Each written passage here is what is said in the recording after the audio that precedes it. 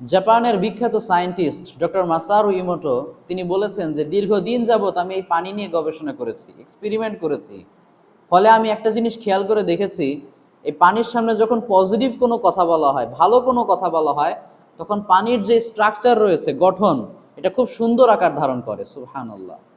আর যখন নেগেটিভ কোনো কথা বলা হয়, খারাপ কথা, অশ্লীল কথা বলা হয়, তখন এটার যে স্ট্রাকচার রয়েছে, গঠন রয়েছে, এটা কুৎসিত আকার ধারণ করে। এবং তিনি এটাও বলেছেন যে মুসলমানেরা এই যে কোরআন তেলাওয়াত করে ফু দিয়ে পানি পান করে, বিসমিল্লাহ বলে পানি পান করে, এটা খুবই সায়েন্টিফিক। যখন এই পানির সামনে আল্লাহর নাম নেওয়া হচ্ছে, কোরআন তেলাওয়াত করা হচ্ছে পানির সামনে, তখন পানির যে গঠনটা রয়েছে এটা সবচাইতে সুন্দর আকার ধারণ করে। সুবহানাল্লাহ বিহামদি। তাহলে আমরা এই যে মুসলিমরা বিসমিল্লাহ বলে পানি পান করি, এটা কি অনর্থক? সে যদি গবেষণা নাও করতো, তাও তো আমরা বিশ্বাস করি যে আল্লাহ এবং তার রসুল সাল্লাল্লাহু আলাইহি সাল্লাম আমাদেরকে যে বিধান দিয়েছেন, আমাদেরকে যে শরিয়ত দিয়েছেন, এটা অবশ্যই কোনো না কোনো কারণেই দিয়েছেন।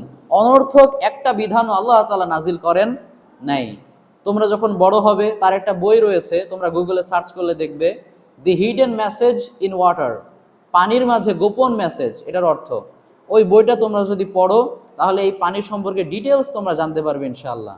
আল্লাহ আমাদের সবাইকে জ্ঞান অর্জনের তৌফিক দান করুন, আমিন।